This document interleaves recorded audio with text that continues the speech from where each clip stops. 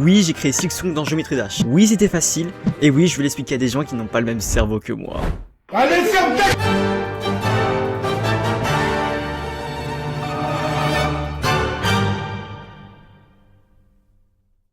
Tout a commencé un matin où je me suis levé et j'ai dit Silksong. Donc j'ai lancé GD, j'ai créé un nouveau projet que j'ai immédiatement mis dans le mode platformer. Silksong est un platformer. Puis il a fallu choisir le game mode de base parmi les 8 disponibles. Lequel j'ai choisi? Le cube? Le robot? Ah non, vous savez bien que c'est la ball. Ce choix est tout à fait logique lorsque vous avez passé plus de 5000 heures dans l'éditeur. Et pour le reste du monde, je dois justifier mon choix. J'ai choisi la ball parce que c'est classe. Pas besoin d'en dire plus, je suis sûr que ça vous a convaincu. Mais il y a bien un point qui doit vous faire dire que ce n'est peut-être pas le meilleur choix. Quand j'appuie sur la touche sauter en game mode ball, je change de gravité. Pour pallier à ce problème, j'ai dû fouiller dans les triggers. Ce sont des objets qui permettent d'avoir un effet sur les autres objets du niveau. Par exemple, un move trigger permet de déplacer un objet. Donc je suis parti dans la catégorie obscure des triggers pour trouver un truc qu'on appelle dans le jargon des platformers à scrolling et déplacement automatique, une solution.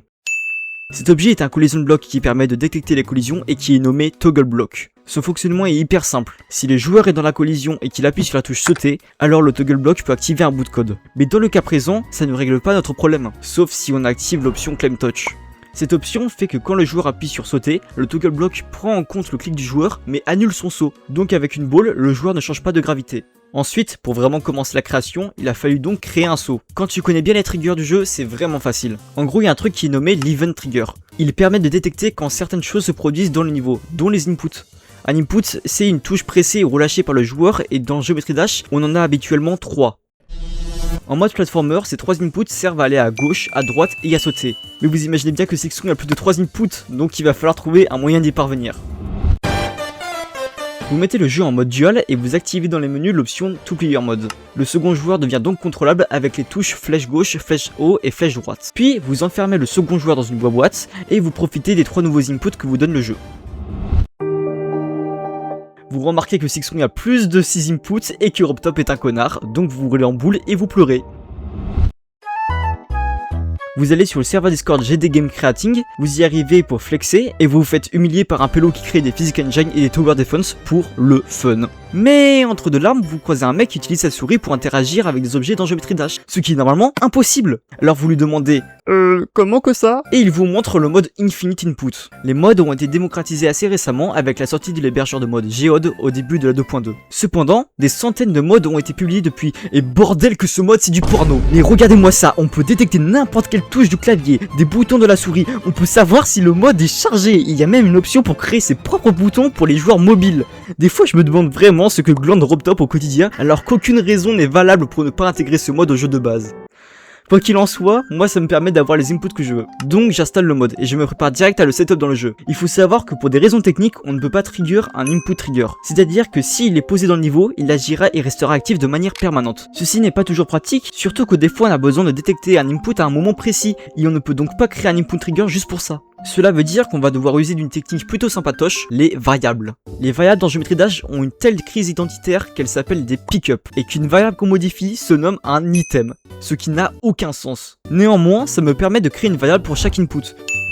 Et j'ai juste à dire que si l'input est pressé, la variable est égale à 1, et s'il ne l'est pas, elle vaut 0. Les variables ont donc l'avantage non négligeable de pouvoir utiliser des count triggers qui sont spawnable. En gros, on peut décider à n'importe quel moment d'activer un count trigger qui va détecter si la variable en question atteint une certaine valeur ou non. C'est globalement ce qu'on ne pouvait pas faire avec l'input trigger de base.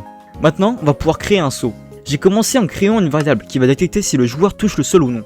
Grâce aux event triggers, on peut le faire aisément en détectant un landing pour mettre la variable à 1. Et si le joueur possède une vitesse de chute, ce qui veut dire qu'il n'est pas sur le sol, alors la variable vaudra 0.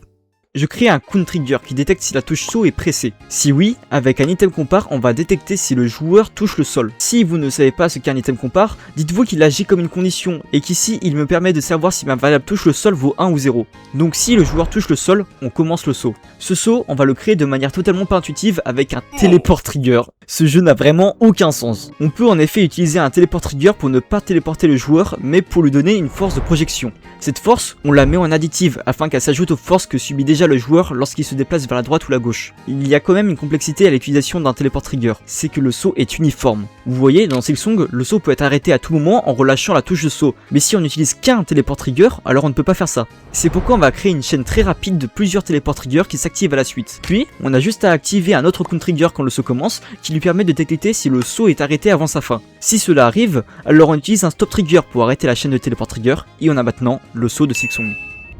Bon, vous vous doutez bien qu'on va pas faire Silksong avec juste un saut, mais sachez que la méthode count trigger condition téléport trigger va pouvoir être utilisée pour chaque mouvement du jeu. Par exemple, le dash. C'est quasiment un copier-coller. On crée une variable qui sera la position de notre dash. Si on l'a, alors elle vaut 1. Quand il est consommé, elle vaut 0. On reprend un count trigger qui détecte si la touche de dash est pressée.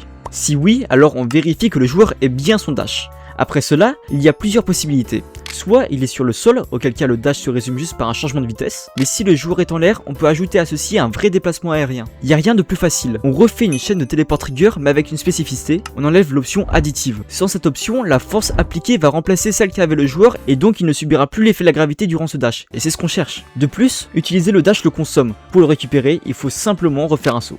Aussi, il faut modifier la vitesse du joueur qui devient plus rapide, et c'est pas compliqué à faire. GD possède des presets de vitesse qu'on peut utiliser pour ceci. On a juste besoin de les téléporter sur le joueur lorsqu'il change de vitesse, car elles ne fonctionnent qu'en touchant le joueur et on ne peut pas les faire s'activer de notre manière.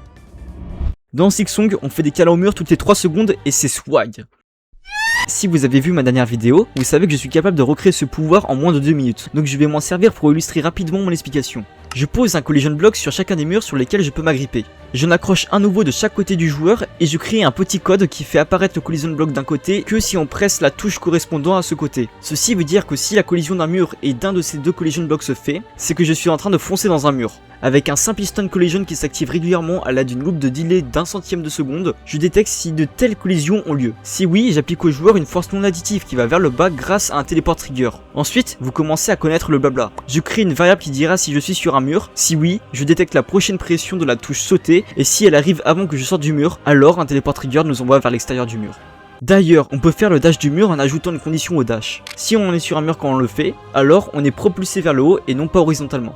En parlant de déplacement horizontal, let's go s'attaquer au long dash qui était sûrement la mécanique la plus difficile à créer. Déjà, on fait notre variable pour dire si le joueur a son long dash ou non. Bon, ça change pas du dash habituel. Ensuite, on détecte bien que le joueur presse la touche pour long dash. Puis on va devoir flotter dans les airs en attendant que le pic atteigne un mur ou le bout de la corde qui nous relie à lui. Pour ça, vous connaissez la routine. J'utilise simplement un téléport trigger avec une force de 0 qui vient annuler la gravité. Pour lancer un pic, il va falloir lancer un collision block afin d'avoir de quoi détecter un impact. Alors on téléporte un collision block sur le joueur, puis on le déplace vers la direction regardée, et on active un collision trigger. Ce collision trigger va surveiller l'arrivée du pic contre un mur. Si cela arrive, alors on commence le dash, sinon on attend un certain délai prédéfini pour que le pic arrive à la distance maximale, puis on désactive ce collision trigger. Pour faire le dash, on utilise encore une chaîne de téléport trigger afin de déplacer le joueur. On a donc un long dash qui fonctionne, mais on pourrait quand même l'améliorer. Par exemple, on peut créer un nouveau collision block qui peut être attrapé par le pic, comme si c'était un mur, mais lorsqu'on sort du dash, on est propulsé vers le haut et on récupère nos dash. Ce que je viens de créer, c'est les comportements des ennemis dans Silksong face au long dash. Puis après ça, il nous manque quelques petites mécaniques pour finir. Déjà, le double jump, c'est exactement comme un jump normal, sauf que vous oubliez la chaîne de téléport trigger, on en a juste besoin d'un seul puisque ce n'est pas un saut qui demande un dosage. Et enfin, on va s'attaquer à l'attaque. Donc on crée la variable attaque disponible, qui est de base égale à 1 pour dire qu'on l'a. Si on presse la touche attaquer, on détecte si la variable vaut 1. Si oui, alors la variable passe à 0 pendant quelques dixièmes de seconde afin de créer un cooldown. Puis elle reviendra à 1 après ce cooldown. On détecte la direction du joueur et on détecte le type d'attaque. Ça dépend juste de si le joueur est en train d'attaquer vers le bas, vers le haut ou en face de lui. Mais faut aussi penser à des trucs pas évidents. Par exemple, si le joueur presse la touche bas en attaquant alors qu'il est sur le sol, ça ne va pas faire une attaque vers le bas mais une attaque en face. Enfin, c'est pas mal de petits trucs qu'il faut penser et qui sont un peu chiants. Sinon, le fonctionnement est vachement simple. On utilise des collision blocks qu'on fait attaquer lorsqu'on attaque. Il ne manque que le pogo qui l'attaque vers le bas, mais qui a un certain effet si elle touche une certaine surface. C'est vraiment facile, il suffit de faire un collision block différent pour l'attaque vers le bas, et s'il touche la surface en question, alors le joueur fait un saut et on lui redonne son dash, son long dash et son double jump. Et voilà, j'ai fini. Quoi? J'ai pas tout fait? Non mais j'ai un excellent argument, la flemme. Sans déconner, si je peux faire tout ça, les autres mécaniques ne sont pas si compliquées. Le dash vers le haut, l'attaque chargée, la soie, les PV, les mélodies, tout ceci peut se résumer en variables, téléport trigger et en collision block. Tout ce que je voulais vous montrer, c'est qu'à partir du moment où il y a un peu de logique, on peut faire beaucoup de choses avec très peu, en dehors des limitations d'Europe Top. En tout cas, c'est tout pour cette vidéo. N'hésitez pas à me proposer en commentaire quel jeu je pourrais recréer dans Geometry Dash. Si vous avez aimé, vous pouvez liker, partager cette vidéo et vous abonner. Beaucoup de gros projets arrivent pour la suite. Vous pouvez rejoindre la team de création que j'ai créée avec des amis et qui est dans le lien en description. Vous y trouverez aussi le lien de ma chaîne Twitch où je fais ce genre de projet débile avec des triggers. On se retrouve dans une semaine pour une prochaine vidéo et à plus.